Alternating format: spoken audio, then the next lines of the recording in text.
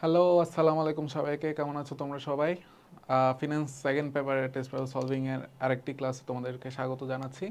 আমি মোহাম্মদ মোকাররম হোসেন চৌধুরী, পড়াশোনা করছি আহ, ঢাকা বিশ্ববিদ্যালয়ের বিজনেস ফ্যাকাল্টিতে।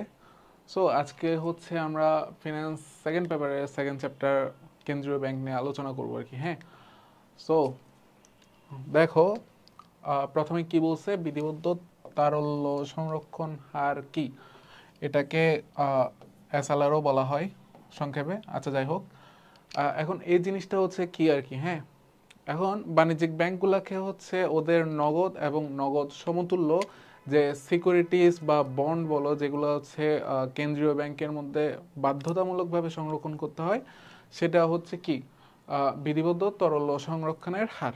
ঠিক আছে, সোজা কথা। আচ্ছা, খতে আসো, কেন্দ্রীয় ব্যাংকে ঋণের শেষ আশ্রয়স্থল বলা হয় কেন? আচ্ছা, কেন্দ্রীয় ব্যাংকে হচ্ছে ঋণের শেষ আশ্রয়স্থল বলা হয় কারণ হচ্ছে বাণিজ্যিক ব্যাংক তো আমাদেরকে ঋণ দেয়, ঠিক আছে না? কিন্তু বাণিজ্যিক ব্যাংকের যখন ঋণ দান ক্ষমতাটা চলে যায়, অর্থাৎ ওর কাছে যখন আর টাকা থাকে না, তখন বা বিভিন্ন প্রয়োজনে, হ্যাঁ, তখন ওরা কোত্থেকে ঋণ নেয়? ওরা ঋণ নেবে হচ্ছে বিভিন্ন অন্যান্য বাণিজ্যিক ব্যাংকগুলো থেকে, ঠিক আছে? এখন অন্যান্য বাণিজ্যিক ব্যাংকগুলো থেকেও যখন ওরা ঋণ নিতে পারে না, তখন ওরা কোথায় যায়? ওরা যায় হচ্ছে কেন্দ্রীয় ব্যাংকের কাছে। কেন্দ্রীয় ব্যাংকের কাছে গিয়ে বলো যে হচ্ছে হেল্প মি। তো ওরা হেল্প মি মানে হচ্ছে, আমরা কথার কথা আর কি, হ্যাঁ, বলতেছি তোমাদেরকে। সো ওরা যায় কার কাছে? কেন্দ্রীয় ব্যাংকের কাছে সহায়তার জন্য। সেজন্য হচ্ছে কেন্দ্রীয় ব্যাংকে ঋণের শেষ আশ্রয়স্থল বলা হয়। ঠিক আছে, অর্থাৎ কোথাও যখন জায়গা পাবে না, তখন কে জায়গা দিবে বাণিজ্যিক ব্যাংকে? কেন্দ্রীয় ব্যাংক। এটা হচ্ছে কথা। গতে আসো, উদ্দীপকে বাংলাদেশ ব্যাংকের কোন বিশেষ কক্ষের কথা বলা হয়েছে? ওকে, ঠিক আছে, একটা বিশেষ কক্ষের কথা বলা হয়েছে। হ্যাঁ, বাংলাদেশ ব্যাংক মুদ্রা বাজারের অভিভাবক। এই ব্যাংকের একটি বিশেষ কক্ষ রয়েছে যেখানে তালিকাভুক্ত ব্যাংকসমূহের পারস্পরিক দেনা পাওনার নিষ্পত্তি হয়। সম্প্রতি দেশে মুদ্রাস্ফীতি দেখা দিলে ব্যাংকটির সুদের হার 5 থেকে 6% উন্নীত করছে। ওকে, ফাইন। তারপর হচ্ছে তবুও মুদ্রাস্ফীতি নিয়ন্ত্রণ হচ্ছে না, সেজন্য হচ্ছে বাংলাদেশ ব্যাংক সিআরআর বৃদ্ধির সিদ্ধান্ত নিছে। সিআরআর মানে হচ্ছে কি? Cash reserve ratio. ওকে, আচ্ছা, ঠিক আছে। উদ্দীপক বুঝলাম। গতে কি বলছে? একটা বিশেষ কক্ষের কথা বলা হয়েছে উদ্দীপকে, সেটা কোন ঘর? হ্যাঁ, সেটা হচ্ছে নিকাশ ঘর। ঠিক আছে, এখানে যে বিশেষ কক্ষের কথা বলা হয়েছে সেটা হচ্ছে নিকাশ ঘর। কেমনে বুঝছি নিকাশ ঘর? কারণ হচ্ছে তালিকাভুক্ত ব্যাংক সমূহের পারস্পরিক দেনা পাওনাগুলো নিষ্পত্তি হয় কোথায়? নিকাশ ঘরে। হ্যাঁ, সো এখানে কোন ঘরের কথা বলছে এটা আমরা ইজিলি বুঝতেছি, নিকাশ ঘর। এখন নিকাশ ঘর যদি হচ্ছে আমি তোমাকে বইয়ের ভাষায় না বলে যদি একটু খোলাসা করে বলি, তাহলে নিকাশ ঘরটা কি জিনিস? নিকাশ ঘর হচ্ছে আহ, এমন একটা ঘর, এটা হচ্ছে একটা রুম, একটা বিশাল রুম। হ্যাঁ, ওইখানে হচ্ছে একটা টেবিল থাকে, অনেক বড় একটা টেবিল থাকে। টেবিলের চারপাশে হচ্ছে কি থাকে? চেয়ার থাকে। হ্যাঁ, এখন আহ, বিভিন্ন বাণিজ্যিক ব্যাংকের কি বাণিজ্যিক ব্যাংকের প্রধানরা হচ্ছে এসে হচ্ছে এখানে মিটিং করে।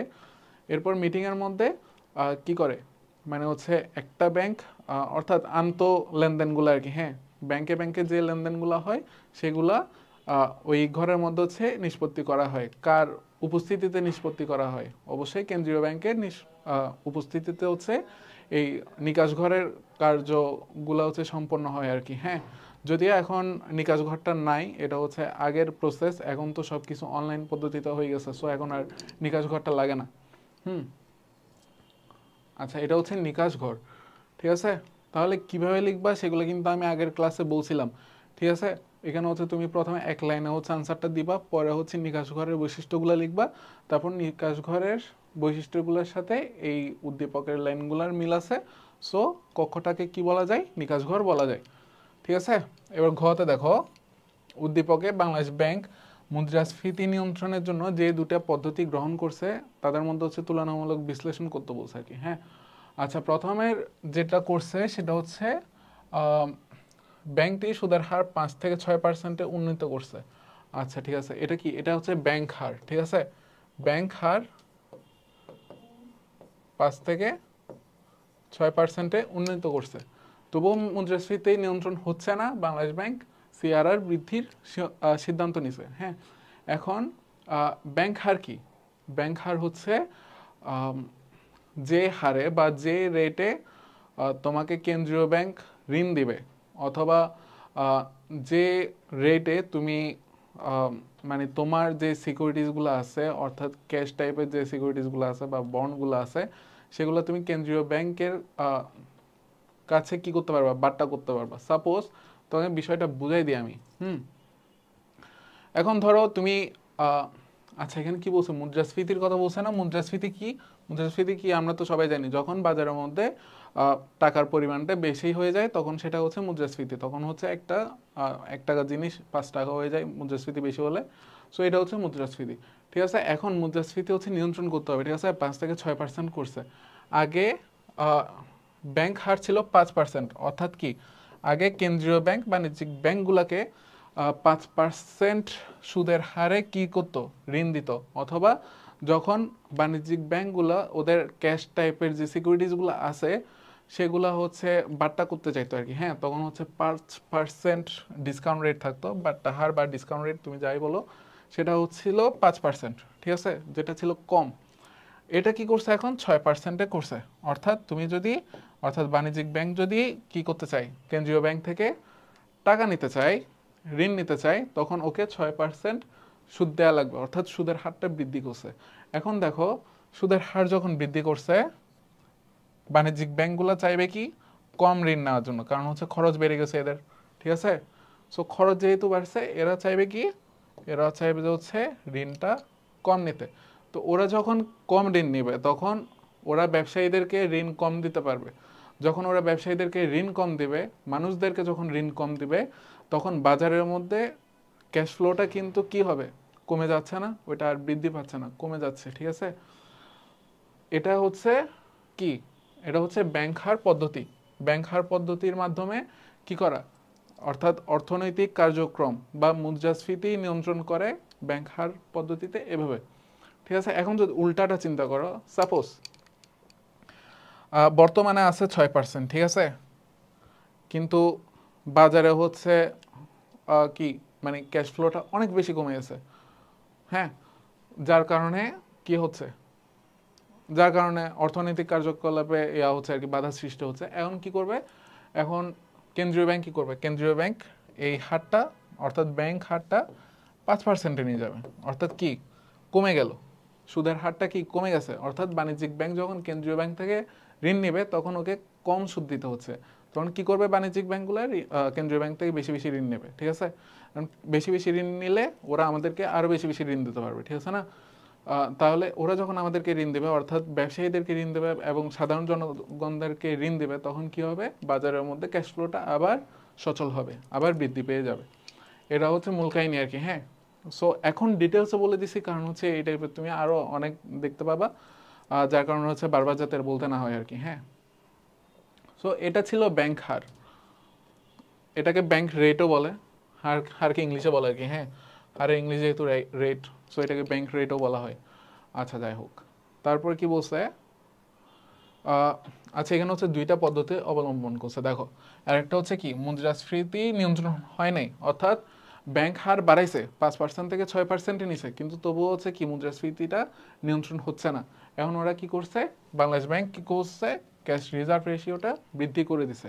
ক্যাশ রিজার্ভ রেশিও কোনটা, এখন প্রত্যেকটা বাণিজ্যিক ব্যাংকে হচ্ছে একটা নির্দিষ্ট পরিমাণের ক্যাশ, হ্যাঁ, ক্যাশ হচ্ছে কি করতে হয়, কেন্দ্রীয় ব্যাংকের মধ্যে জমা করতে হয়। হ্যাঁ, যদি জমা না করে তাহলে ওই বাণিজ্যিক ব্যাংকটা মানে চলতে পারবে না আর কি। হ্যাঁ, অর্থাৎ বাণিজ্যিক ব্যাংক ওদের কার্যক্রম পরিচালনার আগেই হচ্ছে ওই টাকাটা হচ্ছে কেন্দ্রীয় ব্যাংকের মধ্যে জমা করতে হয়। ঠিক আছে, সো এখন যখন ক্যাশ রিজার্ভ রেশিও যখন বেড়ে যাবে, বৃদ্ধি করবে, তখন কি হবে, অর্থাৎ ওদের আরো বেশি পরিমাণের টাকা কি করতে হচ্ছে, কেন্দ্রীয় ব্যাংকের মধ্যে জমা করতে হচ্ছে। ঠিক আছে না, সো ওদের বাণিজ্যিক ব্যাংক থেকে যখন টাকাগুলো কেন্দ্রীয় ব্যাংকে চলে যাচ্ছে, অর্থাৎ ওরা কি করতে পারতেছে না, ঋণ দিতে পারতেছে না, ব্যবসায়ীদের ঋণ দিতে পারতেছে না, জনগণদেরকে ঋণ দিতে পারতেছে না। তাহলে কি হইলো, এখন এখন হইলো কি, অর্থাৎ ক্যাশ ফ্লোটা কমে গেল।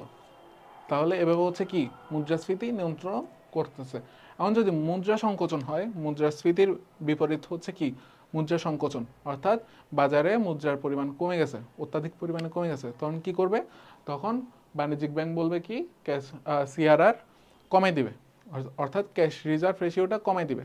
ক্যাশ রিজার্ভ রেশিও যদি কমাই দেয় তখন কি করতে হবে, তখন কেন্দ্রীয় ব্যাংক থেকে ওদের যে টাকাগুলো জমানো ছিল আগে সেখান থেকে কিছু টাকা ওরা আরও নিয়ে আসতে পারতেছে, ঠিক আছে। বাণিজ্যিক ব্যাংকগুলো যখন বাণিজ্যিক ব্যাংকের কাছে টাকা হাতে আসবে তখন ওরা কি করতে পারবে, ব্যবসায়ীদেরকে দিতে পারবে, জনগণদেরকে দিতে পারবে, যার কারণে কি ক্যাশ ফ্লোটা আবার বৃদ্ধি পাবে, ঠিক আছে। তাহলে হচ্ছে মুদ্রা সংকোচনের বিষয়টা মানে সলভ হয়ে যাবে আর কি। হ্যাঁ, সো এটা ছিল হচ্ছে মূল বিষয় এই চ্যাপ্টারের। সো তোমরা হচ্ছে এভাবে সুন্দরভাবে গুছাই লিখতে হবে, তোমাদেরকে স্যারদেরকে বুঝাই দিতে হবে যে তুমি বুঝছো, ঠিক আছে। যদি তুমি বুঝাইতে পারো তাহলে তুমি 10, 8, 9 ইজি। সো তোমরা হচ্ছে এখন দেখো, আমি তো তোমাদেরকে বুঝাই দিলাম, তোমরা হচ্ছে এবার পড়ে দেখবে আর কি। হ্যাঁ, ব্যাংক হার কি এটা আমি আলোচনা করছি, সো আর বলতেছি না। খোলা বাজার কার্যক্রম বলতে কি বোঝো? আচ্ছা, খোলা বাজার কার্যক্রম একটা ইম্পর্টেন্ট টার্ম। খোলা বাজার কার্যক্রম, খোলা বাজার কার্যক্রম কি অ্যাকচুয়ালি? যখন কেন্দ্রীয় ব্যাংক ওর সিকিউরিটিজ বন্ডগুলা খোলা বাজারে বিক্রি করবে, জনগণের কাছে বিক্রি করবে, বাণিজ্যিক ব্যাংকের কাছে বিক্রি করবে, তখন সেটা হচ্ছে কি খোলা বাজার কার্যক্রম আর কি। হ্যাঁ, ওইটাকেই খোলা বাজার কার্যক্রম বলা হয়। তো এটা কখন করে? এটা করে হচ্ছে যখন বাজারের মধ্যে মুদ্রাস্ফীতি বেড়ে যায়, ঠিক আছে, তখন হচ্ছে খোলা বাজার কার্যক্রমটা করে। মুদ্রা সংকোচনের সময়ও করে। এবং কীভাবে করে সেটা হচ্ছে বুঝাই দিচ্ছি তোমাদেরকে, যাতে পরবর্তীতে আর ডিটেলসও বলা না লাগে আর কি। হ্যাঁ, সো দেখো, সাপোজ কি হয়েছে, বাজারে মুদ্রাস্ফীতি দেখা দিছে। এখন কেন্দ্রীয় ব্যাংকের কাজ তো দেশের অর্থনীতি সচল রাখা।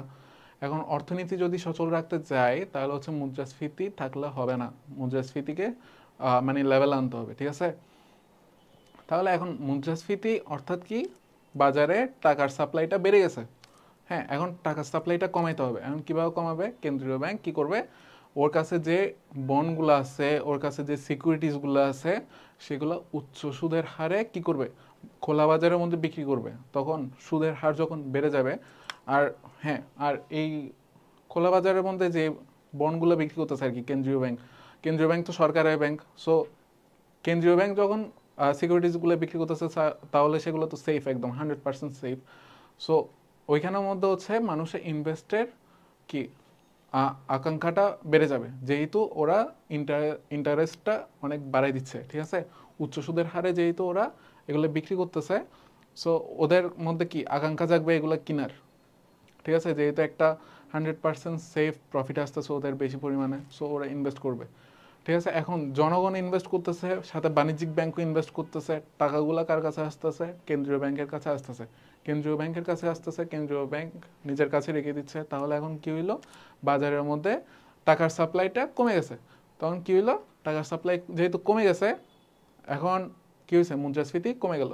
এখন ধরো মুদ্রা সংকোচন হয়েছে, হ্যাঁ, এখন টাকা আস্তে আস্তে অনেক বেশি পরিমাণে টাকা চলে আসছে, হ্যাঁ, কেন্দ্রীয় ব্যাংকের কাছে। তাহলে এখন বাজারের মধ্যে কি সৃষ্টি হবে, মুদ্রা সংকোচন সৃষ্টি হবে, ঠিক আছে। তাহলে মুদ্রা সংকোচন সৃষ্টি হলে কি করতে হবে, টাকা সাপ্লাইটা হচ্ছে আবার বাড়াতে হবে। তখন কিভাবে বাড়াবে, তখন হচ্ছে উল্টাটা হবে আর কি। আগে কি করছে, বন্ডগুলো বিক্রি করছে কার কাছে, মানুষের কাছে। তাহলে এবার কি করবে, বন্ডগুলো কিনে নেবে, যেগুলো বিক্রি করছিল সেগুলো আবার কিনে নেবে। সো কিনতেছে যখন, কি ক্যাশ আউটফ্লো হচ্ছে না, কেন্দ্রীয় ব্যাংকের ক্যাশ আউটফ্লো হচ্ছে। ক্যাশ আউটফ্লো হচ্ছে মানে কি, বাজারে ক্যাশের সাপ্লাইটা বাড়তেছে। তাহলে মুদ্রা সংকোচন যে প্রবলেমটা ক্রিয়েট করতেছিল সেটা সলভ হয়ে যাচ্ছে, ঠিক আছে। সো এভাবে হচ্ছে বাজার ভারসাম্যটা বজায় রাখে আর কি, খোলা বাজারের মাধ্যমে। তাহলে এটা গেল। এবার আসো গ, উদ্দীপকের আলোকে এটি কোন ধরনের ব্যাংক? আচ্ছা, ব্যাংকটা নির্ণয় করতে বলছে আর কি। হ্যাঁ, ঢাকায় একটি ব্যাংক আছে যাকে সকল ব্যাংকের মুরব্বি বলা হয়। আচ্ছা দেখো, এগুলো কিন্তু এমসিকিউর জন্য ইম্পর্টেন্ট। আগের উদ্দীপকের মধ্যে বলছে হচ্ছে সকল ব্যাংকের অভিভাবক হচ্ছে কেন্দ্রীয় ব্যাংক, আবার সকল ব্যাংকের মুরব্বিও হচ্ছে কেন্দ্রীয় ব্যাংক। এগুলো হচ্ছে এমসিকিউতে আসে বেশি। সো এগুলো হচ্ছে একটু খেয়াল রাখবা। দেখো, ঢাকা ছাড়াও দেশের বিভিন্ন শহরে এটির আঞ্চলিক কার্যালয় আছে যেগুলো এটির কার্যক্রম পরিচালনায় সহায়তা করে। সব আঞ্চলিক কার্যালয়ে একটি নির্দিষ্ট কক্ষ থাকে যেখানে আন্তঃলেনদেন নিষ্পত্তি করা হয়। সব ব্যাংকের চেক ও ড্রাফটগুলো সেখানে নিষ্পত্তির জন্য আনা হয়। তাহলে এখানে হচ্ছে একটা হচ্ছে কেন্দ্রীয় ব্যাংক সম্পর্কে বলছে, আর একটা হচ্ছে কিডনি কাজঘর সম্পর্কে বলছে, ঠিক আছে। আচ্ছা, তাহলে এখানে কি বলছে, উদ্দীপকের আলোকে এটি কোন ধরনের ব্যাংক? কেন্দ্রীয় ব্যাংক, ঠিক আছে? কেন্দ্রীয় ব্যাংক কেন? কেন্দ্রীয় ব্যাংকের বৈশিষ্ট্যগুলো লিখবা। যেহেতু এটা কি করতেছে, কেন্দ্রীয় ব্যাংকের কাজ কি? কেন্দ্রীয় ব্যাংকের কাজ হচ্ছে মানে নিকাশ ঘর পরিচালনা করা। তারপর হচ্ছে কেন্দ্রীয় ব্যাংকের শাখা আছে, যেমন ধরো সোনালী ব্যাংক কিন্তু হচ্ছে কেন্দ্রীয় ব্যাংকের শাখা আর কি। হ্যাঁ, প্রত্যেকটা জেলায় জেলায় আছে সোনালী ব্যাংকের শাখা বা কেন্দ্রীয় ব্যাংকের শাখা, তুমি যেটাই বলো। সো এইসব বৈশিষ্ট্যগুলো হচ্ছে এই ব্যাংকের বৈশিষ্ট্যের সাথে মিলে। সো এই ব্যাংকটাকে আমরা কি বলতে পারি? এই ব্যাংকটাকে আমরা বলতে পারি কেন্দ্রীয় ব্যাংক। ঠিক আছে? আচ্ছা, অন্যান্য ব্যাংকগুলো এইরূপ কাজ করতে পারে না। আচ্ছা, কোন রূপ কাজ? এখানে যে কাজের কথা বলতেছে সেটা হচ্ছে আন্ত লেনদেন নিষ্পত্তির কথা বলা হয়েছে আর কি। হ্যাঁ, সব ব্যাংকের চেক ও ড্রাফট এখানে নিষ্পত্তি করা হয়, নিষ্পত্তির জন্য আনা হয়, অর্থাৎ নিকাশ ঘর। নিকাশ ঘরের দায়িত্ব এবং কর্তৃত্ব একমাত্র কেন্দ্রীয় ব্যাংকের উপরই অর্পিত হয়েছে। আর কোনো ব্যাংক এটা করতে পারবে না, কোনো বিশেষায়িত ব্যাংক বলো, কোনো বাণিজ্যিক ব্যাংক বলো, আর কোনো ব্যাংকই এটা করতে পারবে না। সো অন্যান্য ব্যাংকগুলো এরও কাজ করতে পারে না। ঠিক আছে? এটা হচ্ছে তুমি বলে দিবা। দেখো এনে কি করছে, গত বছর নিকাশ ঘরের কাজ শুধু কেন্দ্রীয় ব্যাংক দ্বারা পরিচালিত হয় বিধায় তা অন্যান্য ব্যাংক পরিচালনা করতে পারে না। আর তোমাদেরকে আমি কিন্তু প্রথম ক্লাসেই বলে দিছিলাম সৃজনশীলগুলো কিভাবে করবে আর কি। হ্যাঁ, ফিনান্স সেকেন্ড পেপারের প্রথম ক্লাসের মধ্যেই বলে দিছিলাম। তাহলে এখানে এখন কি করতে পারো, তোমরা হচ্ছে নিকাশ ঘর সম্পর্কে কিছু ডিটেলস দিতে পারো। এখন নিকাশ ঘর কেন্দ্রীয় ব্যাংক পরিচালন করে, কিভাবে পরিচালন করে সেটা তুমি বলতে পারবো। তারপর হচ্ছে তুমি কি লাস্টে বলতে পারো হচ্ছে এই দায়িত্বটা শুধুমাত্র কেন্দ্রীয় ব্যাংকে দেওয়া হয়েছে, সেজন্য হচ্ছে কেন্দ্রীয় ব্যাংকই এই দায়িত্বটা পালন করে। অন্যান্য কোনো ব্যাংক এই দায়িত্বগুলো পালন করতে পারে না, চাইলেও পারবে না। ঠিক আছে? নিকাশ ঘর কি? ঋণের বরাদ্দকরণ নীতি বলতে কি বুঝো? ঋণের বরাদ্দকরণ নীতি, ঠিক আছে? অর্থাৎ কি আচ্ছা নিকাশ ঘর তো আমরা পড়ছি, ঠিক আছে না? ঋণের বরাদ্দকরণ নীতি কি বলতে কি বোঝো? আচ্ছা, ঋণ বরাদ্দ দেওয়া হয়, হ্যাঁ, বিভিন্ন খাতে। যেমন ধরো তুমি শিল্প খাত একটা ধরো, হ্যাঁ, শিল্প একটা খাত। তারপর ধরো কৃষি একটা খাত। ওকে, কৃষি একটা খাত। তারপর ধরো গার্মেন্টস একটা খাত। হ্যাঁ, ঠিক আছে? সো এরকম বিভিন্ন ধরনের খাত আছে।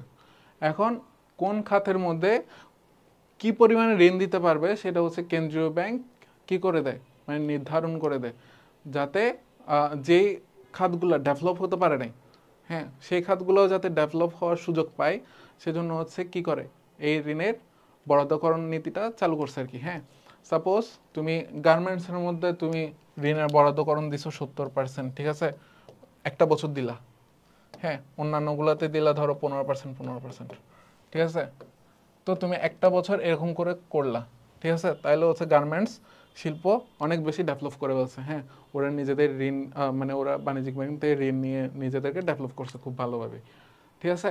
এখন পরের বছরও তুমি সেম করলা, ওকে ফাইন, গার্মেন্টস আরও বেশি ডেভেলপ হয়েছে, ঠিক আছে? কিন্তু এগুলো তো পিছাই পড়ছে, ঠিক আছে না?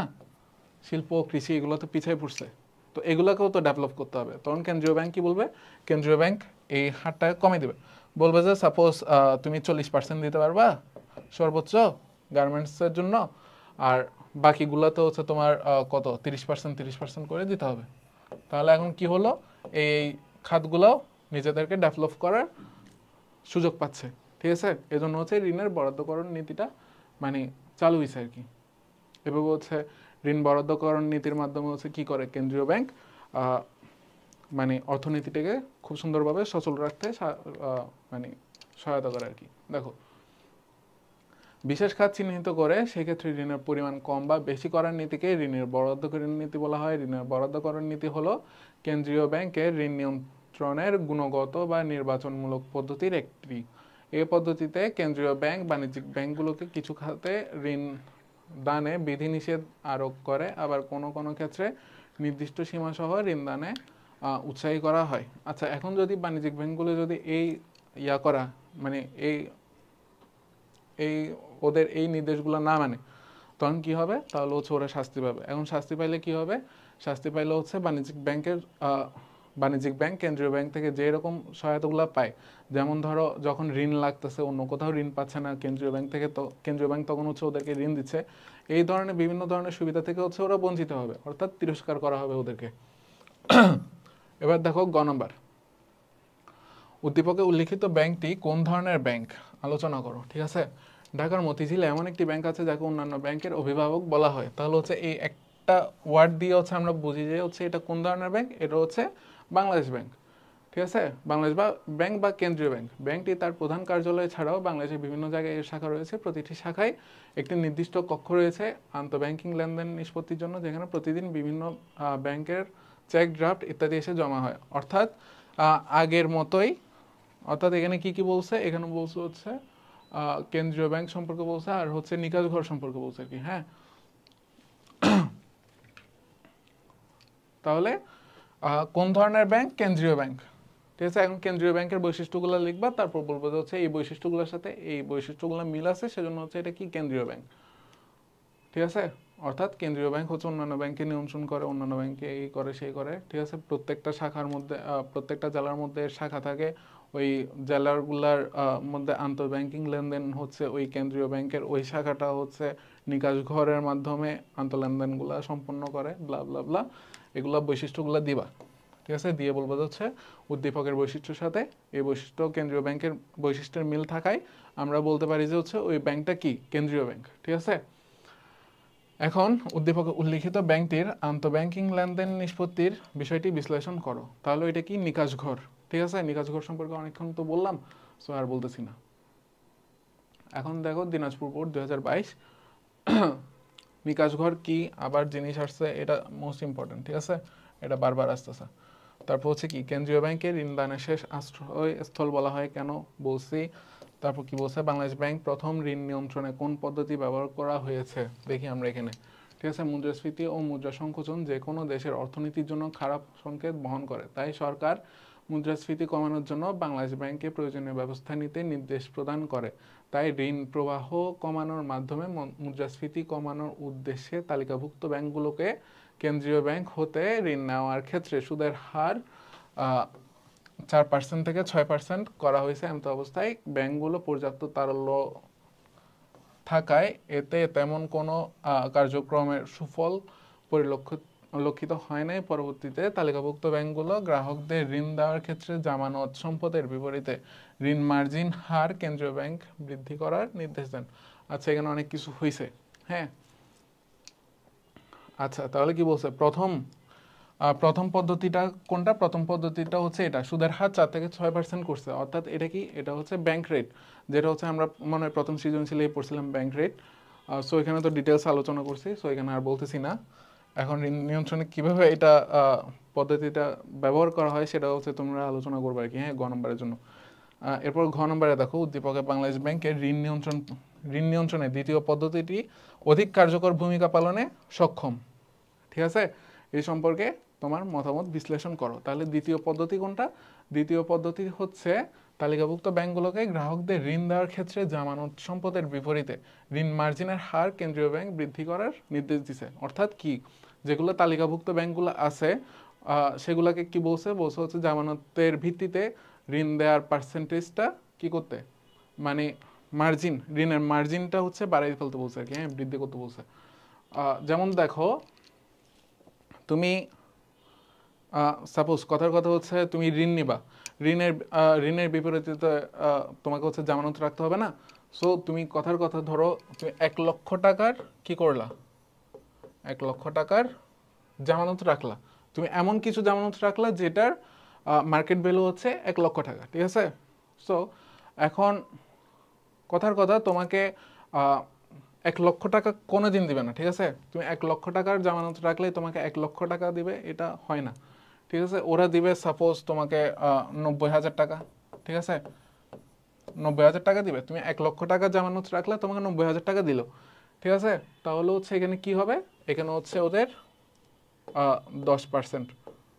দেখো ওরা কিন্তু কত, ওরা কিন্তু 10% তোমাকে কম দিচ্ছে, অর্থাৎ তোমার জামানতের বিপরীতে হচ্ছে 10% টাকা ঋণ কম দিচ্ছে। ঠিক আছে, এই 10%টা হচ্ছে কি, এই 10% হচ্ছে তোমার মানে মার্জিন আর কি, ঠিক আছে, ঋণের মার্জিন। এখন কেন্দ্রীয় ব্যাংক বলছে কি ঋণের মার্জিন বাড়াতে। এখন ধরো এটাকে 20% করা হলো, ঠিক আছে, ঋণের মার্জিন বাড়াই কত করছে, 20% করছে। 20% যখন করছে, তুমি কি হইলো 1 লক্ষ থেকে 1 লক্ষ টাকার জামানত রাখলে তুমি পাচ্ছ কত, 80,000 টাকা, ঠিক আছে। এখন যখন তুমি এত কম পাচ্ছ তখন মানুষ কি করবে, মানুষের ঋণ নেয়ার ইচ্ছাটাও চলে যাবে, ঠিক আছে।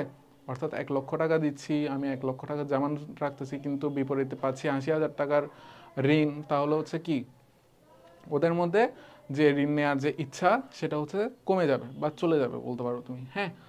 তাহলে যখন ওরা ঋণ নিবে না তখন বাজারে কি হবে, বাজারে হচ্ছে ক্যাশের সাপ্লাইটা আর বাড়বে না, ঠিক আছে। অর্থাৎ ঋণ নেওয়ার পরিমাণটা কি কমে যাবে, কমে গেলে কি হবে, বাজারে ক্যাশের সাপ্লাইটা বাড়বে না, ঠিক আছে। তখন ঋণ নেওয়া বন্ধ করে দিলে হচ্ছে ক্যাশের সাপ্লাই বাড়বে না, তখন হচ্ছে মুদ্রার যে ফ্লোটা আছে আর কি, অর্থাৎ ক্যাশ ফ্লোটা আছে সেটা হচ্ছে কি মানে ভারসাম্য বজায় রাখবে, ঠিক আছে। এটা হচ্ছে মূলত কাহিনী। সো এগুলা হচ্ছে তোমাদেরকে বললাম। এখন অধিকতর ভূমিকা কিভাবে পালন করতেছে, কারণ হচ্ছে দেখো এখানে তো প্রথমে তো বলছে, ঠিক আছে, সুদের হার 4 থেকে 6% বাড়াইছে, কিন্তু এতে কোনো কাজ হয়নি, কারণ হচ্ছে বাণিজ্যিক ব্যাংকগুলোর মধ্যে পর্যাপ্ত পরিমাণ তরল আছে, তরল সম্পদ আছে, অর্থাৎ ক্যাশ আছে, ঠিক আছে, এরা চাইলেই ঋণ দিতে পারবে। কিন্তু এখন হচ্ছে মানুষদেরকে ডিসকারেজ করতেছে ঋণ নেওয়া থাকে, কিভাবে করতেছে, ঋণ মার্জিন বাড়াই দিয়ে, ঠিক আছে। কাহিনী হচ্ছে এটা। 2022 বিশেষায়িত ব্যাংক কোনগুলা, বিশেষায়িত ব্যাংক হচ্ছে যেগুলো বিশেষ উদ্দেশ্যে বা বিশেষ কার্য সম্পাদনের জন্য যে ব্যাংকগুলোকে প্রতিষ্ঠা করা হয় সেগুলো হচ্ছে বিশেষায়িত ব্যাংক। যেমন ধরো শিল্প ব্যাংক, কৃষি ব্যাংক, এগুলো হচ্ছে কি বিশেষায়িত ব্যাংক, ঠিক আছে। এরপর কি বলছে, কেন্দ্রীয় ব্যাংককে সরকারের ব্যাংক বলা হয় কেন, কারণ হচ্ছে কেন্দ্রীয় ব্যাংক সরকারের তরফ থেকে অর্থনৈতিক নীতি প্রণয়ন করে, সরকারকে অর্থনীতি সম্পর্কে অ্যাডভাইস দেয়, সরকারের কথা মতো চলে কেন্দ্রীয় ব্যাংক। সরকার যখন বলবে টাকা ছাপাইতে তখন টাকা ছাপাবে, যখন সরকারের ঋণ প্রয়োজন হবে তখন কেন্দ্রীয় ব্যাংক সরকারকে ঋণ দিবে। সো ওইটা বলতে গেলে হচ্ছে সরকারের একটা ব্যাংক, কারণ হচ্ছে সরকার যেটা বলবে কেন্দ্রীয় ব্যাংক সেটা করতে বাধ্য।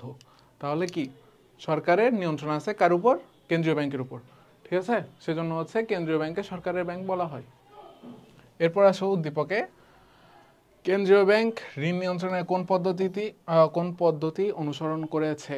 আচ্ছা দেখি, দেশের গ্রামীণ অর্থনীতি উন্নয়নের জন্য বাংলাদেশ ব্যাংক তালিকাভুক্ত ব্যাংকসমূহকে কৃষি এবং বিভিন্ন আত্মকর্মসংস্থানমূলক ক্ষেত্রে অধিক ঋণ দেওয়ার নির্দেশ প্রদান করে, কিন্তু কিছু সংখ্যক ব্যাংক কেন্দ্রীয় ব্যাংকের এই নির্দেশ অমান্য করে লাভজনক খাতে ঋণ দেওয়ার প্রবণতা বজায় রাখে। এমত অবস্থায় কেন্দ্রীয় ব্যাংক আমানতকারী ব্যাংকগুলোকে শাস্তি ব্যবস্থা হিসেবে আন্তঃব্যাংকিং লেনদেনের নিষ্পত্তি সুবিধা থেকে স্থগিত করে। আচ্ছা দেখো, এটা তো গেল, হ্যাঁ। এখানে কি বলছে দেখো, এখানে হচ্ছে কিছু দেখো এখানে বলছে হচ্ছে কৃষি ব্যাংক এবং বিভিন্ন আত্মকর্মসংস্থানমূলক ক্ষেত্রে হচ্ছে অধিক পরিমাণে ঋণ প্রদান করতে বলছে। তাহলে আমি যে তোমাদেরকে এগুলো দেখাইলাম, কই, হ্যাঁ, এটা বিভিন্ন খাতের মধ্যে বরাদ্দকরণ, ঠিক আছে, এটার সাথে কি তুমি মিল পাচ্ছ? তাহলে আমরা কি বলতে পারি ওইখানের মধ্যে কেন্দ্রীয় ব্যাংক ঋণের বরাদ্দকরণ নীতি অনুসরণ করছে। দেখো এখানে আমরা প্রথমে বলছিলাম কি গার্মেন্টস 70% দিচ্ছিল, কেন 70% দিচ্ছিল, বিনা কারণে তো কেউ হুদাই 70% দেবে না গার্মেন্টসকে, ঠিক আছে না, নিশ্চয়ই এখান থেকে প্রফিট বেশি আসতেছে, সেজন্য হচ্ছে ওরা ওইখানে বেশি ঋণ দিচ্ছিল। কিন্তু এখান থেকে হচ্ছে কম প্রফিট আসতেছিল বলে হচ্ছে ওইখানে ঋণও কম দিচ্ছে। কিন্তু এখন ঋণ বরাদ্দকরণ নীতির মাধ্যমে কি কেন্দ্রীয় ব্যাংক একটা সমতা করে দিচ্ছে, বলছে হচ্ছে কৃষি ব্যাংক এবং আত্মকর্মসংস্থানমূলক যে ক্ষেত্রগুলো আছে সেখানে কি করতে হবে, অধিক পরিমাণে ঋণ দিতে হবে, ঠিক আছে। তাহলে আমরা কি বলবো, এখানে হচ্ছে ঋণ বরাদ্দকরণ নীতি অনুসরণ করা হয়েছে, ঠিক আছে। তোমরা পজ করে পড়ে নাও। এখন ঋণ বরাদ্দকরণ নীতির কি করবা তোমরা, হচ্ছে ওইটার গুণাগুণ, তারপর হচ্ছে মানে কি কি লাভ হতে পারে, বা অর্থাৎ বৈশিষ্ট্যগুলোই লিখবা আর কি, হ্যাঁ, একই কথা, ঘুরে ফিরে গুণাগুণ বলো বা বৈশিষ্ট্য বলো সবকিছু একই কথা। দেখো উদ্দীপকে কেন্দ্রীয় ব্যাংকের শেষ কার্যক্রমটি ব্যাংকিং লেনদেনের প্রসারের ক্ষেত্রে গুরুত্বপূর্ণ ভূমিকা পালন করে, অবভিয়াসলি গুরুত্বপূর্ণ ভূমিকা পালন করে। দেখো কিভাবে করে, এখন বলছে হচ্ছে যে ব্যাংকগুলা কেন্দ্রীয় ব্যাংকের কথা শুনে নাই, হ্যাঁ নির্দেশ মানে নাই, তাদেরকে শাস্তি হিসাবে কি করছে, তাদেরকে শাস্তি হিসাবে আন্তঃব্যাংকিং লেনদেন নিষ্পত্তির সুবিধা থেকে স্থগিত করে দিছে। ঠিক আছে, এখন দেখো, এখন হচ্ছে এখানের মধ্যে বিভিন্ন ধরনের মানে লাভ আছে। কিরকম লাভ আছে? প্রথম হচ্ছে ওরা একটা থ্রেড দিয়ে দিছে, ঠিক আছে, সব বাণিজ্য ব্যাংকে কি করছে, একটা থ্রেড দিয়ে দিছে, তোমরা যদি আমার কথা না মানো, আমার নির্দেশ না মানো, তাহলে তোমাকে আমি এইরকম সুবিধা থেকে বঞ্চিত করতে পারি। এটা আমার রাইট আছে, এটা আমার অধিকার আছে, এটা আমার ক্ষমতা আছে। ঠিক আছে, সো এখানে ওরা কি করছে, ওরা হচ্ছে আন্তঃব্যাংকিং লেনদেন থেকে নিষ্পত্তি করছে। এখন ওই ব্যাংকের কি ক্ষতি হয়েছে, এটা ওই ব্যাংকের শাস্তি কিভাবে হয়েছে? হ্যাঁ, এখন দেখো, ব্যাংকে কিন্তু হাজার হাজার মানুষ আসে লেনদেন করার জন্য। ওইখানের মধ্যে বিভিন্ন অন্যান্য ব্যাংকেরও কি থাকে, চেক থাকে, ড্রাফট থাকে, বা পে অর্ডার থাকে। ঠিক আছে, এখন গ্রাহক চায় কি যত দ্রুত সম্ভব ওদের কাজটা হয়ে যাক। এখন যেহেতু আন্তঃব্যাংকিং লেনদেন নিষ্পত্তি সুবিধাটা স্থগিত করা হয়েছে, তো ওরা কি করতে পারবে না, ওরা হচ্ছে যে কাস্টমারগুলা মানে অন্যান্য ব্যাংকের চেকগুলা দিছে বা ড্রাফট দিছে, পে অর্ডার দিছে, ওদের টাকাগুলো কিন্তু ঠিক সময়ে দিতে পারতেছে না। এতে ওদের কি ক্ষতি হচ্ছে? এদের ক্ষতি হচ্ছে, এদের রিপুটেশন নষ্ট হয়ে যাচ্ছে। অর্থাৎ রিপুটেশন তো নষ্ট হয়ে যাচ্ছে, প্লাস কি হচ্ছে, কাস্টমারের বিশ্বাস চলে যাচ্ছে যে এরা আমাকে ঠিক সময়ে টাকা দিতে পারবে, এরকম হচ্ছে একটা সন্দেহ হচ্ছে ওদের মনে। হ্যাঁ, ঠিক আছে, তাহলে ওরা হচ্ছে এই ব্যাংকের মধ্যে আর লেনদেন করবে না, এই ব্যাংকের লেনদেনটা কমাই ফেলবে। ঠিক আছে, এরপরে অন্যান্য ব্যাংকের আবার কিন্তু এখানে লাভ আছে। দেখো, যখন একটা ব্যাংকের এইসব কার্যক্রমগুলো কমে যাচ্ছে, একটা ব্যাংকের কি হচ্ছে, মানে কি বলতে পারি, অর্থাৎ একটা ব্যাংকের আন্তঃব্যাংকিং লেনদেনগুলো কমে যাচ্ছে, সো অনেক কাজ কমে যাচ্ছে, তাহলে অন্যান্য বাণিজ্যিক ব্যাংকের কাজগুলো আরও দ্রুত হওয়ার কি সুযোগ তৈরি হচ্ছে। ঠিক আছে, তাহলে অন্যান্য ব্যাংকের যখন কাজগুলো দ্রুত হবে, তখন ওরা কি করবে, ওরা হচ্ছে এনকারেজড হবে। কেন? কিসের প্রতি এনকারেজড হবে? কেন্দ্রীয় ব্যাংকের নির্দেশগুলো মেনে চলার জন্য হচ্ছে এনকারেজড হবে। ঠিক আছে, সো তখন হচ্ছে কি হবে, আন্তঃব্যাংক মানে এখানে কি হবে, ব্যাংকিং লেনদেন প্রসার হবে এতে। ঠিক আছে না, যেহেতু এনকারেজড হচ্ছে, এদের কাজগুলো দ্রুত হয়ে যাচ্ছে, তখন কি হচ্ছে, ব্যাংকিং কার্যক্রমটা প্রচার পাচ্ছে। সো এগুলো হচ্ছে তোমরা সুন্দরভাবে লিখবা সাজাই। ঠিক আছে, আর কীভাবে লিখবা, কয়টা প্যারাগ্রাফ করে লিখবা, সেগুলো হচ্ছে প্রথম ক্লাসে বলে দিয়েছিলাম, সো আর ডিটেলসে বলতেছি না। এবার দেখো, তারল্য কি? তারল্য হচ্ছে নগদ বা নগদ টাইপের যা কিছু আছে সেগুলো হচ্ছে কি তারল্য বলা হয়। হ্যাঁ, চাহিদা মাত্র গ্রাহকের অর্থ পরিশোধ করার ক্ষমতাকে হচ্ছে তারল্য বলে। ঠিক আছে, আচ্ছা, তারল্য আর তরল কিন্তু এক জিনিস না। শোনো, তরল একটা হচ্ছে তরল, ঠিক আছে, আমারও ভুলে গেছে। দেখো, একটা হচ্ছে তরল আর একটা হচ্ছে তারল্য। ঠিক আছে, এখানে কি বলছে, তারল্য। তারল্য হচ্ছে নগদ অর্থ, অর্থাৎ চাইবা মাত্র অর্থ পরিশোধ করার ক্ষমতাকে কি বলা হয়, তারল্য বলা হয়। ঠিক আছে, আর তরল কাকে বলা হয়? তরল হচ্ছে ক্যাশ বা ক্যাশ সমতুল্য যাবতীয় কি বন্ড বলো, সিকিউরিটিজ বলো, সেগুলো হচ্ছে কি তরল, তরল সম্পদ বলে এগুলাকে। হ্যাঁ, আচ্ছা, খ নম্বর, ব্যাংকে নিরাপত্তার প্রতীক বলা হয় কেন? ওকে পড়ছিলাম, গতে আসো। উদ্দীপকে কার্যভিত্তিক এস ব্যাংক কোন ধরনের ব্যাংক? এখানে হচ্ছে দুইটা ব্যাংক দেখতেছি আমরা, একটা হচ্ছে আর ব্যাংক, একটা হচ্ছে এস ব্যাংক। তাহলে এস ব্যাংক সম্পর্কে হচ্ছে আমাদেরকে বলছে, এস ব্যাংক যার মূল উদ্দেশ্য হচ্ছে কি মুনাফা অর্জন করা এবং জনগণের নিকট হতে আমানত সংগ্রহ করা, বিভিন্ন ব্যক্তি ও প্রতিষ্ঠানকে ঋণ সহায়তা প্রদান করা। তাছাড়া অনেক সময় এস ব্যাংক আর ব্যাংককে আর ব্যাংক হতে ঋণ সহায়তা নিয়ে থাকে। তাহলে হচ্ছে এস ব্যাংকে আমরা কি বলতে পারি, বাণিজ্যিক ব্যাংক বলতে পারি। ঠিক আছে, কেন বাণিজ্যিক ব্যাংক? এরা হচ্ছে কি করে, আমানত সংগ্রহ করে, আমানত সংগ্রহ করে, কম সুদে আমানত সংগ্রহ করে, বেশি সুদে ঋণ দেয়, আর মাঝখানের সেটা হচ্ছে ওদের প্রফিট। এরপরে ওরা কি করে, এরা হচ্ছে কেন্দ্রীয় ব্যাংক থেকে ঋণ নিতে পারে, তারপর হচ্ছে কেন্দ্রীয় ব্যাংকের আন্ডারে থাকে, কেন্দ্রীয় ব্যাংকের বিভিন্ন আদেশ নির্দেশ মেনে চলে। এগুলো হচ্ছে বাণিজ্যিক ব্যাংকের বৈশিষ্ট্য, আর এগুলো হচ্ছে এস ব্যাংকের সাথে যায়, সেজন্য হচ্ছে এস ব্যাংকে আমরা কি বলতে পারি, বাণিজ্যিক ব্যাংক বলতে পারি। এরপর হচ্ছে আর ব্যাংকটি দেশের অর্থনৈতিক উন্নয়নে গুরুত্বপূর্ণ ভূমিকা পালন করে। অবশ্যই গুরুত্বপূর্ণ ভূমিকা পালন করে, এতক্ষণ ধরে যাই বলতেছি সবগুলাই তো কেন্দ্রীয় ব্যাংক কীভাবে অর্থনীতিকে সচল রাখে সেটা হচ্ছে বলছি, মুদ্রাস্ফীতি কীভাবে নিয়ন্ত্রণ করে, মুদ্রা সংকোচন কীভাবে নিয়ন্ত্রণ করে, তারপর হচ্ছে মুদ্রা অর্থনৈতিক নীতিগুলো কীভাবে প্রণয়ন করে, তারপর সরকারকে কীভাবে হেল্প করে, সবগুলো হচ্ছে কি করে, সবগুলোর মাধ্যম হচ্ছে দেশের অর্থনৈতিক উন্নয়নে ওরা মানে ওদের এইসব কার্যক্রমের ফলে দেশের অর্থনৈতিক উন্নয়ন ঘটে। এটা হচ্ছে মূল কথা, ঠিক আছে? তাহলে আমাদের 6 নম্বরও শেষ। বলে বলে চলে যাচ্ছি, তোমরাও যদি এরকম শুনে শুনে চলে যাও তাহলে কিন্তু পরীক্ষার খাতায় কিছু লিখতে পারবে না, ঠিক আছে? তোমরা হচ্ছে লাইন বা লাইন পড়ো, ভিডিওটাকে পজ করো, লাইন বা লাইন পড়ো, আমি যে কথাগুলো বলছি সেই কথাগুলোর সাথে রিলেট করার চেষ্টা করে মনে রাখার চেষ্টা করো, দেন হচ্ছে তোমরা ভালো করতে পারবে।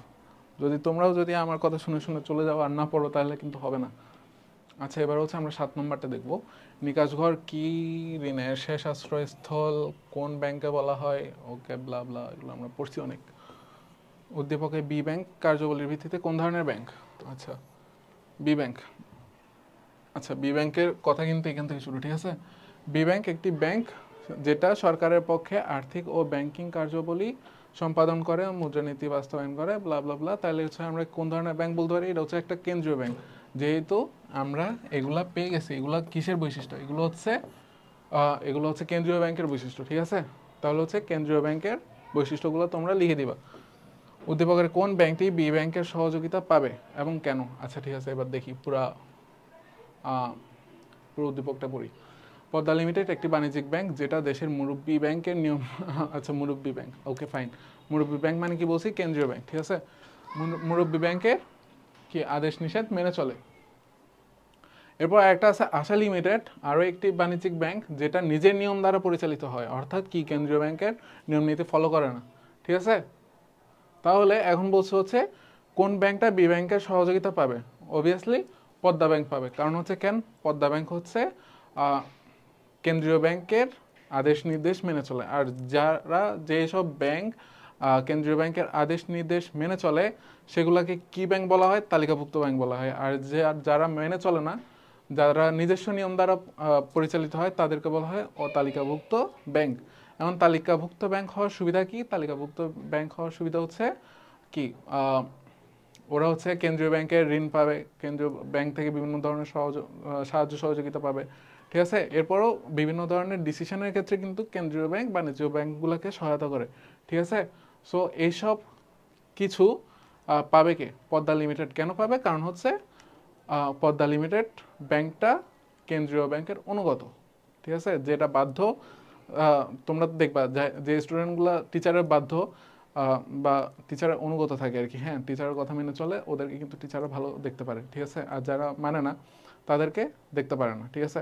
সো এই ক্ষেত্রেও সেম কাহিনী, কেন্দ্রীয় ব্যাংকের যারা কথা মেনে চলবে ওরা কেন্দ্রীয় ব্যাংকের সহযোগিতা পাবে, আর যারা মানবে না তারা হচ্ছে সহযোগিতা পাবে না। এটা হচ্ছে কথা। এখন তোমরা নিজেরা পড়ে নাও। আচ্ছা, এখন কুমিল্লা বোর্ড 2022, এখানে কি বলছে? নিকাশঘর কি কেন্দ্রীয় ব্যাংকে মুদ্রাবাজারের অভিভাবক বলা হয় কেন? ঠিক আছে, কেন্দ্রীয় ব্যাংকে মুদ্রাবাজারের অভিভাবক বলা হয় কেন? কারণ হচ্ছে মুদ্রাবাজার গঠন, পরিচালন ও নিয়ন্ত্রণ করে কে? করে হচ্ছে কেন্দ্রীয় ব্যাংক। মুদ্রাবাজার গঠন, মুদ্রাবাজারের মধ্যে কি হয়? স্বল্প মেয়াদী সিকিউরিটিসগুলো হচ্ছে কি করে, মানে ক্রয় বিক্রয় হয় আর কি, হ্যাঁ, সেগুলা কে নিয়ন্ত্রণ করে? সেগুলো হচ্ছে কেন্দ্রীয় ব্যাংক নিয়ন্ত্রণ করে, যার কারণে ওকে হচ্ছে কি বলা হয়? মুদ্রাবাজারের অভিভাবক বলা হয় আর কি, হ্যাঁ, লিডার বলো বা ম্যানেজার বলো, যাই বলো আর কি, অভিভাবক বলা হয় বা মুরব্বী বলা হয়, ব্লা ব্লা ব্লা। ওকে, উদ্দীপকে উল্লিখিত কেন্দ্রীয় ব্যাংক ঋণ নিয়ন্ত্রণের জন্য প্রথম পদক্ষেপ কোন পদ্ধতি গ্রহণ করেছিল? আচ্ছা, বর্তমানে বাণিজ্যিক ব্যাংকগুলোর কাছে 20,000 কোটি টাকা অলস পড়ে আছে, তাই বাণিজ্যিক ব্যাংকগুলো ইচ্ছে মতো ঋণ প্রদান করতে সক্ষম, ঠিক আছে? ওকে, বুঝলাম। এই কারণে কি কেন্দ্রীয় ব্যাংক বাণিজ্যিক ব্যাংকে যে হারে ঋণ প্রদান করত তার শতকরা 2% বৃদ্ধি করছে, ঠিক আছে? তাহলে হয়েছে কি, ব্যাংক হার বৃদ্ধি করা হয়েছে। তাহলে ব্যাংক হার বৃদ্ধির মাধ্যমে হচ্ছে ওরা কি করছে? প্রথমে ঋণ নিয়ন্ত্রণের চেষ্টা করছে প্রথম পদক্ষেপে, ঠিক আছে? বুঝলাম। এতেও বাণিজ্যিক ব্যাংক ঋণ কি বলছে? এতেও বাণিজ্যিক ব্যাংকে ঋণ সামর্থ্যকে প্রভাবিত না করলেও কেন্দ্রীয় ব্যাংক তার কাছে রক্ষিত শেয়ার ও বন্ড সরাসরি বাজারে বিক্রয় করা শুরু করছে। এতে বাণিজ্যিক ব্যাংকগুলোর ঋণ প্রদান ক্ষমতা হ্রাস পেতে থাকে। এখন পরের পদ্ধতিটা কি দেখো, কই কই কই কই দেখো কেন্দ্রীয় ব্যাংক তার কাছে যে শেয়ারগুলো আছে, ঠিক আছে, শেয়ার ও বন্ডগুলো আছে, সেগুলো হচ্ছে বাজারে বিক্রি করতে শেয়ার শুরু করছে। এখন এতে কি হয়েছে, যেহেতু এটা রিস্ক ফ্রি একদম ইনভেস্টমেন্ট, তাহলে হচ্ছে সবাই ইনভেস্ট করতে আগ্রহী, ঠিক আছে। এখন সবাই হচ্ছে ওইখানে ইনভেস্ট করবে, ওইখানে ইনভেস্ট করলে কি হবে, সব টাকা কেন্দ্রীয় ব্যাংকের কাছে চলে যাচ্ছে, তাহলে বাজারের মধ্যে ক্যাশের সাপ্লাই কমে যাচ্ছে, তাহলে কি হচ্ছে আলটিমেটলি মুদ্রাস্ফীতিটা নিয়ন্ত্রণ হচ্ছে, ঠিক আছে।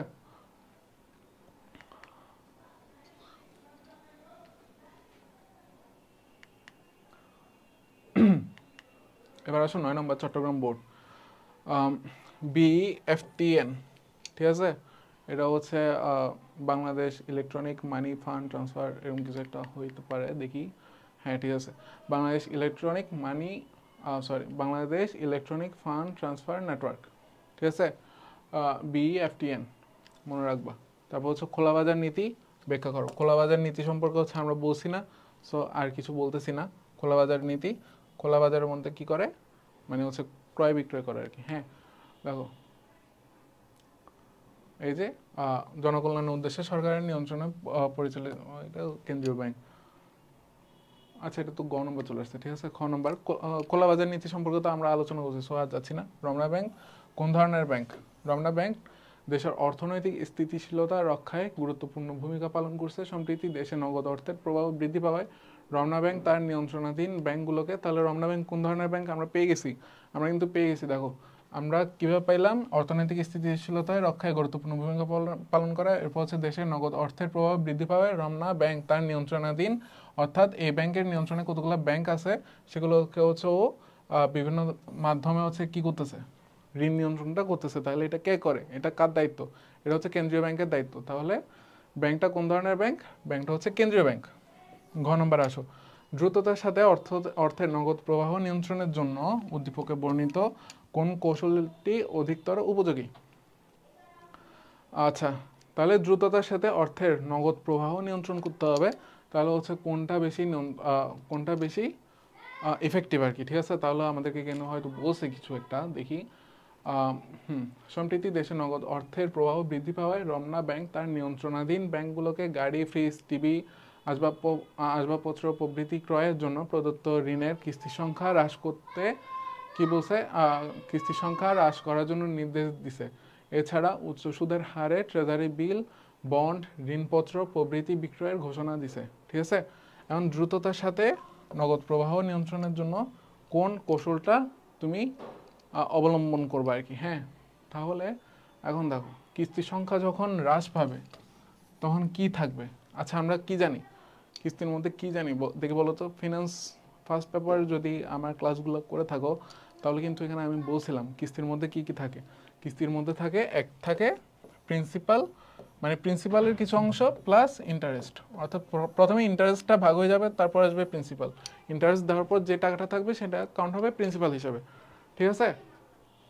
তাহলে এখন কিস্তির সংখ্যা যখন হ্রাস পাবে তখন কি চক্রবৃদ্ধি সুদের হার কিন্তু বৃদ্ধি পাবে, ঠিক আছে। চক্রবৃদ্ধি সুদের হার বৃদ্ধি পেলে প্রিন্সিপালের পরিমাণটা কমবে, মানে প্রত্যেক কিস্তিতে কি যে টাকাটা পরিশোধ হবে সেখানে ইন্টারেস্টটা পে হবে বেশি, বাট প্রিন্সিপাল পে হবে কম, যার কারণে মানুষরা কি করতে চাইবে না, ঋণ নিতে চাইবে না। কারণ হচ্ছে ইন্টারেস্ট আলটিমেটলি কিন্তু এখানে বেড়ে যাচ্ছে, ওইটা কিন্তু কি পরোক্ষভাবে ইন্টারেস্ট বাড়ানোর হচ্ছে একটা পদ্ধতি আর কি। হ্যাঁ, সো এটা গেল হচ্ছে একটা পদ্ধতি, ঠিক আছে। আরেকটা পদ্ধতি কি বলছে, উচ্চ সুদের হারে, দেখো উচ্চ সুদের হারে ট্রেজারি বিল, বন্ড প্রভৃতি বিক্রয়ের ঘোষণা দিচ্ছে। এখন দেখো সরকারের বন্ড, ট্রেজারি বিল তুমি যাই বলো সবগুলো কিন্তু একদম সেফ, ঠিক আছে।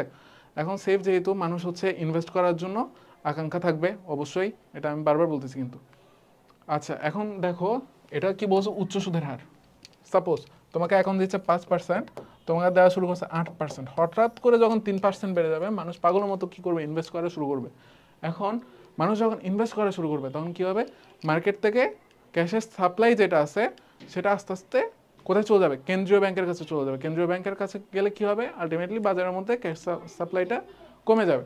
তাহলে এখন কি হচ্ছে, তাহলে হচ্ছে মানে হচ্ছে মুদ্রাস্ফীতিটা হচ্ছে নিয়ন্ত্রণ হচ্ছে আর কি। হ্যাঁ, সো এটাই বেশি কার্যকর। কারণ হচ্ছে দেখবা যে হচ্ছে আলটিমেটলি এটা অনেকে বুঝবে না যে ইন্টারেস্টটা আলটিমেটলি বেড়ে যাচ্ছে, এটা যে পরোক্ষ পদ্ধতিতে ইন্টারেস্ট বাড়ানোর একটা প্রক্রিয়া, সেটা হচ্ছে অনেকে বুঝবে না, যার কারণে হচ্ছে ঋণ নেবে। সো আলটিমেটলি কিন্তু ক্যাশ সাপ্লাইটা হচ্ছে কি করবে না, মানে খুব একটা কমবে না। হ্যাঁ, খুব যারা বুঝবে তারা হচ্ছে ঋণ নেওয়া থেকে বিরত থাকবে আর কি। হ্যাঁ, বাট এটা কিন্তু একদম ডিরেক্ট ইফেক্ট করবে কোথায়? বাজারের মধ্যে, মার্কেটের মধ্যে এটা হচ্ছে ডিরেক্ট ইফেক্ট করবে, কারণ হচ্ছে মানুষরা ইনভেস্ট করার জন্য পাগল হয়ে যাবে, সোজা কথা। ঠিক আছে, ইনভেস্ট করার জন্য যখন পাগল হয়ে যাবে, টাকা কোথায় চলে যাবে? কেন্দ্রীয় ব্যাংকে। কেন্দ্রীয় ব্যাংকের টাকা যাওয়া মানে হচ্ছে বাজার থেকে ক্যাশের সাপ্লাইটা হচ্ছে কমে যাওয়া, এটা হচ্ছে কথা। ঠিক আছে, এবার আসো 10 নম্বরটা দেখি। 10 নম্বরে কি বলছে? ব্যাংক রেট কি? ব্যাংক রেট, ব্যাংক হার একই কথা। কেন্দ্রীয় ব্যাংক আন্তর্জাতিক মুদ্রার রিজার্ভ নিয়ন্ত্রণ করে, অবশ্যই নিয়ন্ত্রণ করে। ঠিক আছে, কারণ হচ্ছে কেন্দ্রীয় ব্যাংক নিজেই হচ্ছে মুদ্রার রিজার্ভ করে, তারপর হচ্ছে কেন্দ্রীয় ব্যাংক অন্যান্য বাণিজ্যিক ব্যাংককেও নির্দেশ দেয় ওরা সর্বোচ্চ কত অ্যামাউন্টের কি বৈদেশিক মুদ্রা রিজার্ভ করতে পারবে, সেটা হচ্ছে ওরা ঠিক করে দেয় কেন্দ্রীয় ব্যাংক। সেজন্য হচ্ছে কি আন্তর্জাতিক মুদ্রা রিজার্ভ নিয়ন্ত্রণ করে কে? কেন্দ্রীয় ব্যাংক। ঠিক আছে, এবার আসো গ। উদ্দীপক বাংলাদেশ ব্যাংক ঋণ নিয়ন্ত্রণে কোন ধরনের নীতি গ্রহণ করেছে? দেখি, সারা দেশে নিরাপদ পানি সরবরাহ প্রকল্প বাস্তবায়নের জন্য সরকার সার্বভৌম বন্ড, ওকে, সার্বভৌম বন্ড, ঠিক আছে, এটা হচ্ছে সব থেকে বেস্ট বন্ড, সুকুক ইস্যু করেছে। ওকে, সুকুক হচ্ছে কি একটা বন্ডের নাম। ঠিক আছে, এটা হচ্ছে সব থেকে বেস্ট একটা বন্ড। সাপোজ তুমি এটা তো সব থেকে বেশি ইন্টারেস্ট পাইতে পারো। ঠিক আছে, এরকম একটা বন্ড আর কি। হ্যাঁ, সম্প্রতিকালে বাণিজ্যিক ব্যাংকগুলোর ঋণদান কার্যক্রম বেড়ে যাওয়ায় দেশে মুদ্রাস্ফীতি দেখা দিয়েছে। উদ্ভূত পরিস্থিতিতে বাংলাদেশ ব্যাংক ব্যাংকিং খাতের অতিরিক্ত অর্থ কমানোর উদ্দেশ্যে সকল বাণিজ্যিক ব্যাংকগুলোকে সুকুকে বিনিয়োগের নির্দেশনা দিয়ে প্রজ্ঞাপন জারি করেছে। এরপরও মুদ্রাস্ফীতি কাটিয়ে ওঠা সম্ভব না হয় কেন্দ্রীয় ব্যাংক আমানতি অর্থের জমার হার বৃদ্ধি করছে।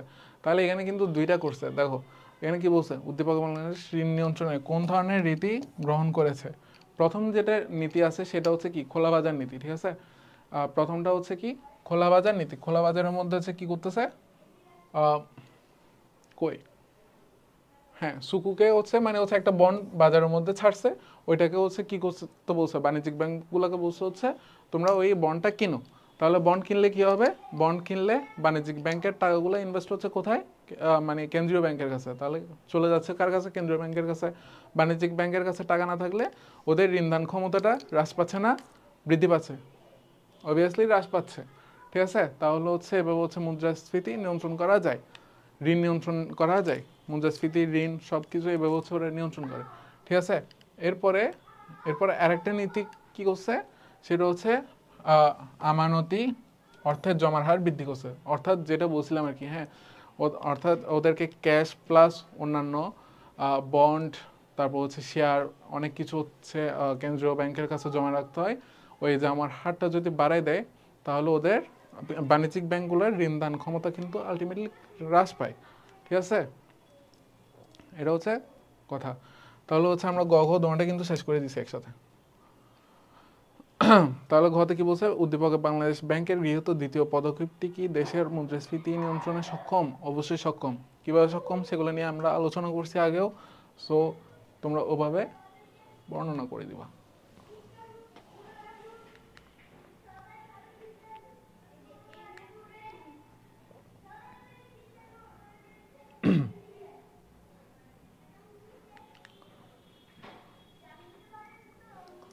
এগারো নম্বর দেখো, নিকাশঘর কি? কেন্দ্রীয় ব্যাংকে কেন ঋণের শেষ আশ্রয়স্থল বলা হয়? ওকে, এগুলো পড়ছি আমরা। উদ্দীপকে কেন্দ্রীয় ব্যাংক ঋণ নিয়ন্ত্রণে কোন পরিমাণগত পদ্ধতি গ্রহণ করেছে? দেখো, ঈদ উৎসবকে কেন্দ্র করে নগদ অর্থের লেনদেন বৃদ্ধি পাওয়ায় দেশের অর্থবাজারে কল মানি রেট কি করছে? 3% থেকে বৃদ্ধি পেয়ে 4% হয়েছে।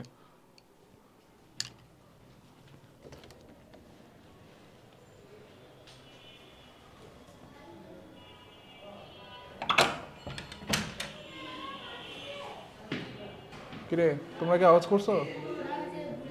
আচ্ছা আচ্ছা, ঠিক আছে।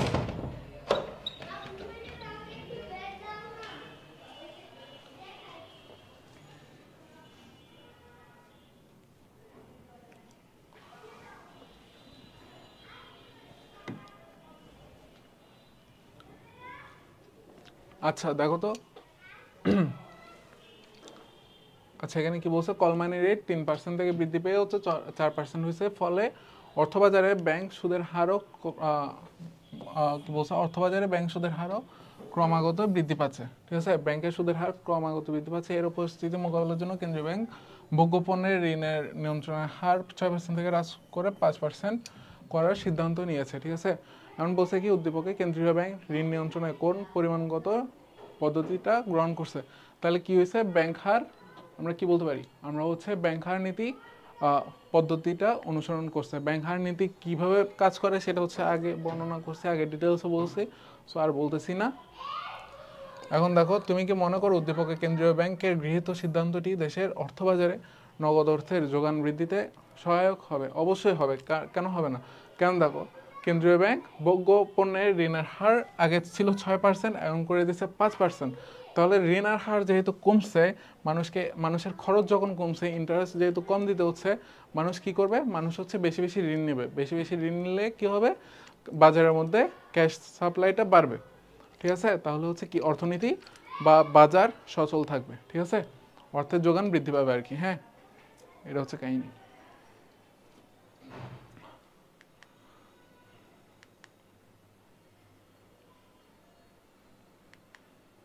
আচ্ছা, এবার আসো বরিশাল বোর্ড 2022 মুদ্রাস্ফীতি কি কেন্দ্রীয় ব্যাংকে মুদ্রা বাজারের অভিভাবক বলা হয় কেন, সেগুলো হচ্ছে আমরা পড়ছি আগে। এরপর কি বলছে দেখি, উদ্দীপকে উল্লিখিত এক্স ব্যাংকটি কোন ধরনের ব্যাংক। এখন এক্স ব্যাংক হচ্ছে দেশের নোট ও মুদ্রার প্রচলন করে। তাহলে এই দুইটা কিওয়ার্ডস থেকে তোমরা বুঝো না, এটা হচ্ছে কেন্দ্রীয় ব্যাংক। ঠিক আছে, তাহলে কেন্দ্রীয় ব্যাংকের তুমি বৈশিষ্ট্যগুলো লিখে বলবা যে হচ্ছে এই বৈশিষ্ট্যের সাথে উদ্দীপকের বৈশিষ্ট্যগুলো মিল আছে, সেজন্য হচ্ছে এটা কেন্দ্রীয় ব্যাংক। দেখো, মুদ্রা বাজারে স্থিতিশীলতা রক্ষায় কার্যকর ভূমিকা পালন করে। সম্প্রতি দেশে মুদ্রাস্ফীতি দেখা দিলে এক্স ব্যাংকটি অন্যান্য ব্যাংকে প্রদত্ত ঋণের সুদের হার বাড়িয়ে দিয়ে পরিস্থিতি নিয়ন্ত্রণের চেষ্টা করছে। তাহলে কি বলছে, ঘ নম্বরে মুদ্রাস্ফীতি নিয়ন্ত্রণে এক্স ব্যাংকের কর্তৃক গৃহীত ব্যবস্থার যৌক্তিকতা মূল্যায়ন করো। তাহলে ওরা কি করছে, ওরা হচ্ছে ব্যাংকে প্রদত্ত ঋণের সুদের হার বাড়াই দিছে। তাহলে আলটিমেটলি কি করছে, ব্যাংক হার বাড়াইছে বা ব্যাংক রেট বাড়াইছে। ব্যাংক হার বাড়াইছে, ব্যাংক রেট বাড়াইছে, সেটা কিভাবে কাজ করে সেটা তোমরা জানো, তোমরা খুব ভালোভাবে লিখতে পারবা। সো আর কিছু বলতেছি না, তোমরা হচ্ছে দেখে নাও। তাহলে থ্যাংক ইউ, আজকের ক্লাস এতটুকুই পর্যন্ত। তাহলে তোমাদের জন্য একটা সাজেশন থাকবে, তোমরা আমি যেরকম করে বলে চলে এসেছি, ঠিক আছে, আমি তোমাদেরকে বুঝাই দিছি কিন্তু সব কিছু, ঠিক আছে। আর ফার্স্ট ক্লাসে আমি এটাও বুঝাই দিছি যে হচ্ছে তোমরা কীভাবে সৃজনশীলগুলো কোয়েশ্চেনের আনসার করবা। ঠিক আছে, তাহলে তোমাদের এখন কাজ কি, তোমরা হচ্ছে যদি আমার মতো আমার কথাগুলো শুনে জাস্ট তুমি চলে যাও, ঠিক আছে, তাহলে তুমি মেইন কথাগুলো সুন্দরভাবে লিখতে পারবে, ঠিক আছে, কিন্তু তুমি সৃজনশীলের যে স্ট্রাকচারটা আছে ওইভাবে লিখতে পারবে না। আর ওইভাবে যদি লিখতে না পারো তাহলে তোমাকে নাম্বার দিবে না, তুমি মেইন কথা যতই লিখো, ঠিক আছে। কারণ হচ্ছে স্ট্রাকচারটা ঠিক রেখে লেখাটাও কিন্তু একটা পরীক্ষার একটা অন্তর্গত, একটা মানে পরীক্ষা আর কি, তুমি ঠিক মতো স্ট্রাকচার ফলো করে লিখতে পারতেছো কি না। সো স্যাররা এটাও দেখবে, ঠিক আছে। সো তোমার থেকে শুধুমাত্র মেইন কথাটা এক্সপেক্ট করে না, তোমার থেকে স্ট্রাকচারটাও এক্সপেক্ট করে। সো তোমরা যদি বেশি নাম্বার পেতে চাও তাহলে তোমাদেরকে হচ্ছে বেশি বেশি এগুলো পড়তে হবে, কোন স্ট্রাকচারটা ফলো করছে, কীভাবে করছে, সেগুলো হচ্ছে তোমাদেরকে মাথায় রাখতে হবে, বুঝতে হবে। যখন তোমরা বেশি বেশি প্র্যাকটিস করবা তখন তোমাদের কাছে এগুলো ইজি হয়ে যাবে, ঠিক আছে। সো তোমাদের কাছে সাজেশন এটাই, তোমরা পড়ছো, বুঝাই দিলাম, এখন তোমরা হচ্ছে নিজে থেকে পড়বা, ঠিক আছে। আর দেখা হচ্ছে নেক্সট ক্লাসে। আল্লাহ হাফেজ।